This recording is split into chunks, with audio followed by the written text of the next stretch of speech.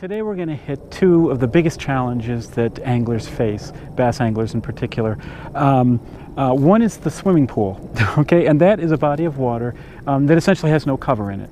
It's really helpful to have cover for you to fish to, as well as for a fish to feed off of. As a double whammy, we're doing it in the middle of the day on a brilliant blue day with bright sun. A lot of anglers are under the impression that post-frontal, brilliant blue, and the fish just shut down. In a lot of the fishing that I've done, the fish are definitely more exposed and they're definitely warier, but they are up and feeding. And I've proved it to myself many times over the years in my fishing and in my underwater video. And I actually have cameras in right now.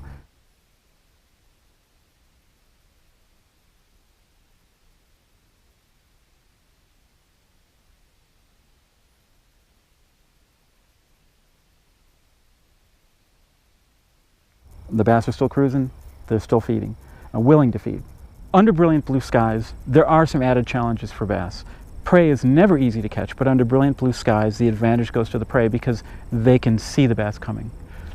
The biggest challenge lies in presentation. Visibility for those fish is at an all-time high. That's clear enough for bass to see a lot wrong with your presentations and with your presence. Under bright sun like this, when they're exposed to predators themselves, they are much more circumspect. They're much easier to spook. The same stimulus that might result in a strike will send them bolting on a day like today. And they don't trust anything.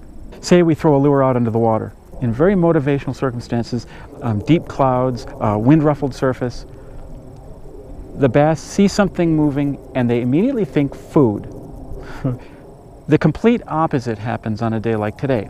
You throw a lure over their heads, or the line lands on the water, anything out of place does not instill curiosity or motivation. It does just the opposite, and they freak out and they bolt. Getting a lure to the fish without spooking them, it's a real challenge on a day like today. That's one of the reasons we downsize, and that means complete tackle. So we'll be fishing here shortly, and I'll show you what I'm going to use.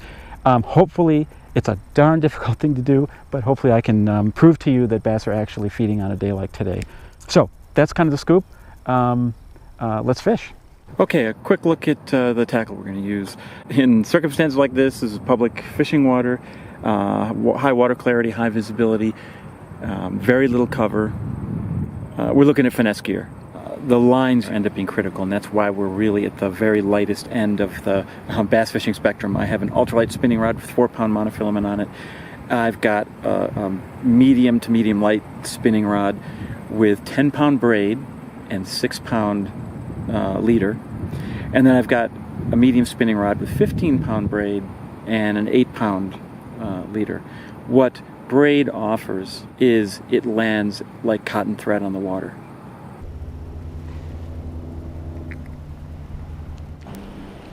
I'm going to start with a drop shot. It's a straight tail, 6-inch slim plastic worm in a translucent color. Under bright conditions, I've pretty much convinced myself that translucent colors obscure the bait a little more and produce fewer negative cues.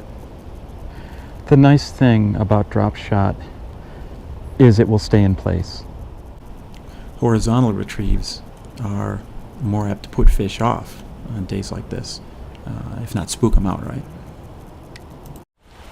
Okay, another aspect is when you're dealing with super paranoid fish under these kinds of conditions, is stealth, and your approach matters. I start well back away from the shoreline. Bass can often be right up close to the shoreline. I just don't go stomping up. I don't do that in general anyway, but under high visibility conditions, the bass are particularly paranoid, and it's so easy to spook them. So I start by fishing back away from the shoreline, and I'll work my way up. Because there's no cover in this pond, the quickest way to assess this is to look at shoreline cover. That's what they're making use of, but it's not just in the water cover, it's the trees on the shoreline.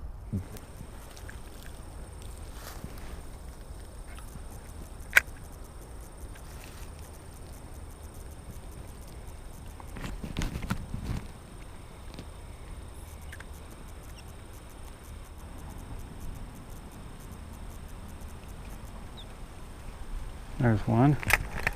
There we go. Whoa, I'm locked down there.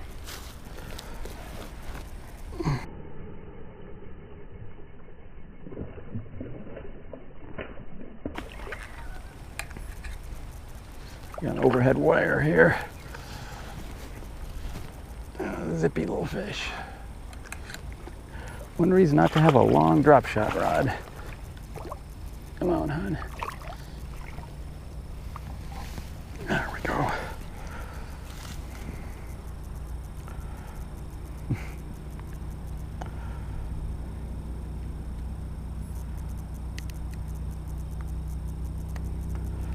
There we go. Yeah, that's a pretty fish. All right.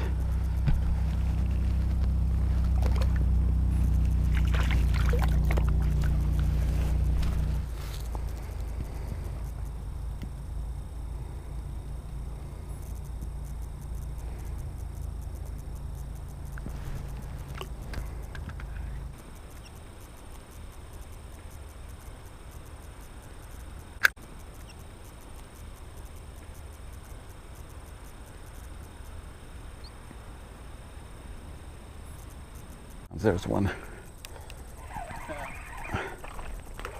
Oh yeah.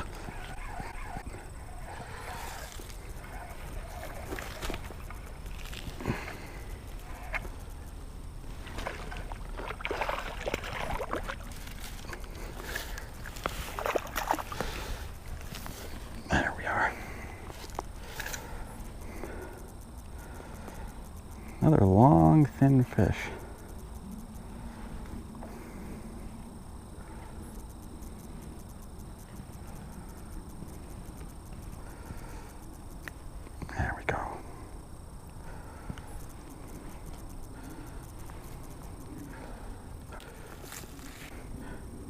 Yeah, he's got some food in him.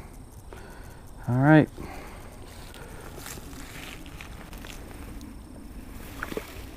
There you go.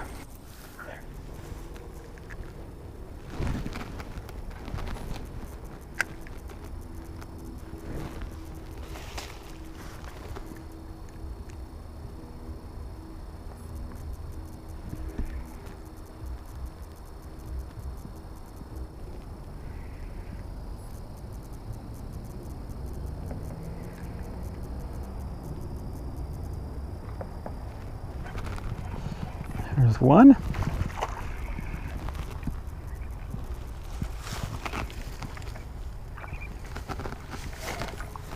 Not a big one, but it's a bass.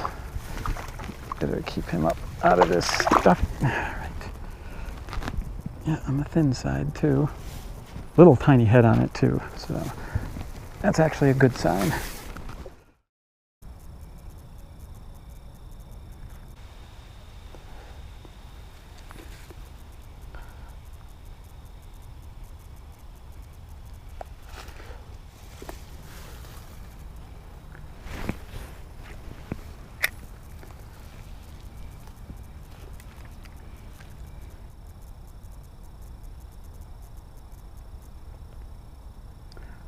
There's a bass almost under my rod tip.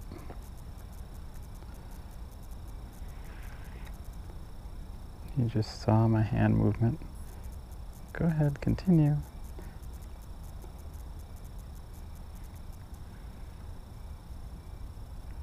There, he's looking at the worm. He just took it. Oh, he bit it and dropped it. That was a sampling bite and a rejection. Oh, there's that same bass again.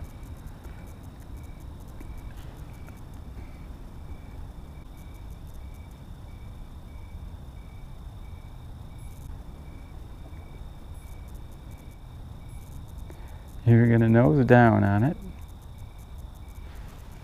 Got him. You did take it. Now I gotta get him over this line here. Guess I better step in.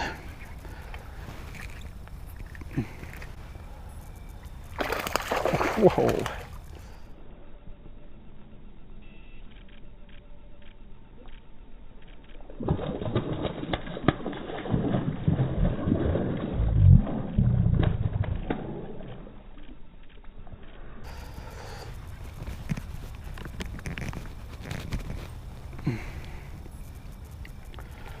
All right, come on over.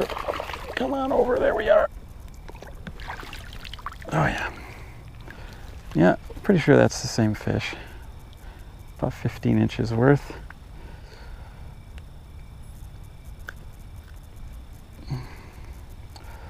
All right. Pretty fish. Beautiful bronzy fish. They're all in pretty good shape for the most part. They've got bellies on them.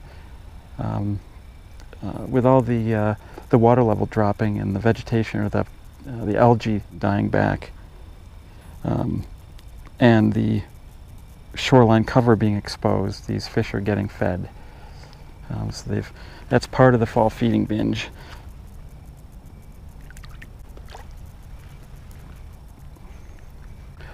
Is that prey becomes more exposed as vegetation and dies back and the habitat consolidates because of dropping water levels. This place had no vegetation to begin with, nothing to die back except for the algae, which was relatively thick in places along the shore, which made some matting. And then as the water level dropped, it's exposed more of the shoreline. And there's noticeably fewer young of the year fish now.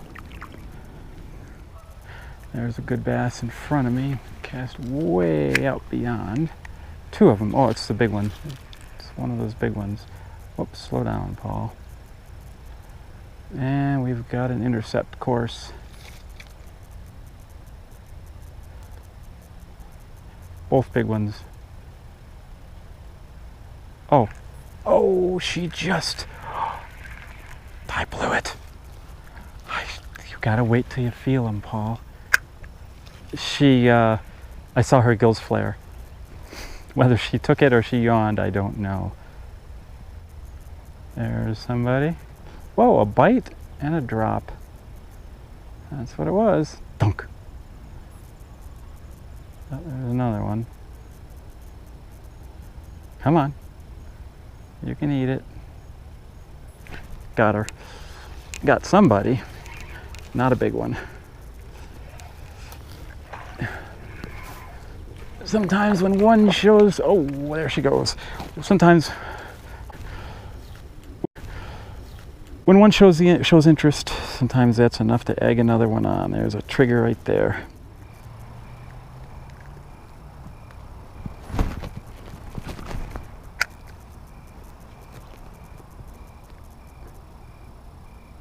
There's somebody. Just got tugged. There we go.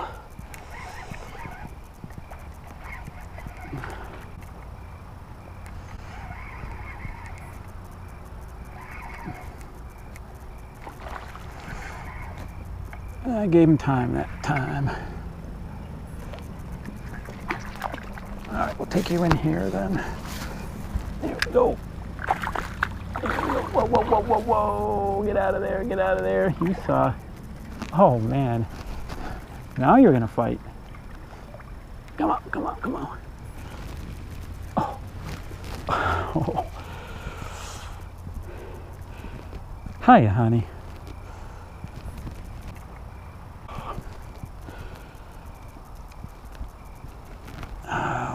I didn't bring my hemostats. It's a little tiny bit deep, but safe spot. That was easy enough.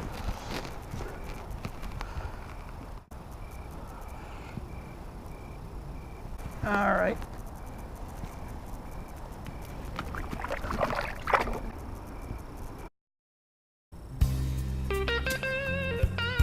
Well, I just spooked the bass out. Darn it. Oh, there. A bass just shot out from under my feet. There's...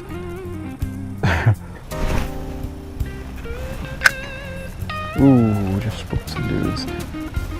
Line landing on them. Okay. Nope. Huh. My cast spooked not my carp, it spooked the bass Oh, and I just spooked a bass out from the wood.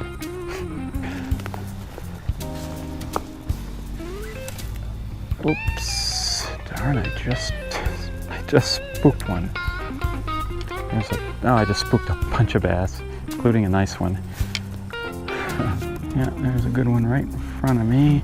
Can I throw far enough? I spooked him. I didn't throw far enough. That splash spooked him. Oh, I just moved a big bass out.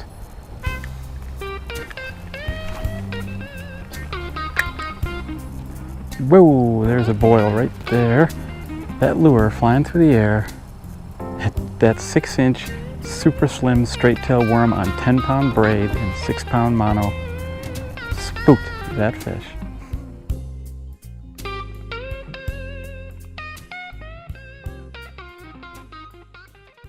Impression that post-frontal, brilliant blue, and the fish just shut down. In a lot of the fishing that I've done, the fish are definitely more exposed and they're definitely warier, but they are up and feeding. And I proved it to myself many times over the years in my fishing and in my underwater video. And I actually have cameras in right now, bass anglers in particular. One is the swimming pool, okay? And that is a body of water that essentially has no cover in it. It's really helpful to have cover for you to fish to, as well as for a fish to feed off of. As a double whammy, we're doing it in the middle of the day on a brilliant blue day with bright sun. A lot of anglers are under the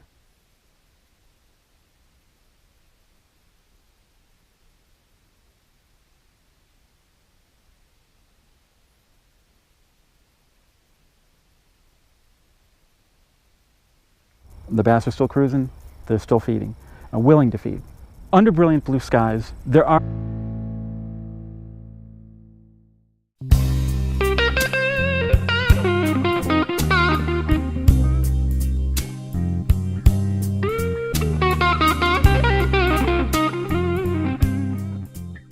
Today we're going to hit two of the biggest challenges that anglers face.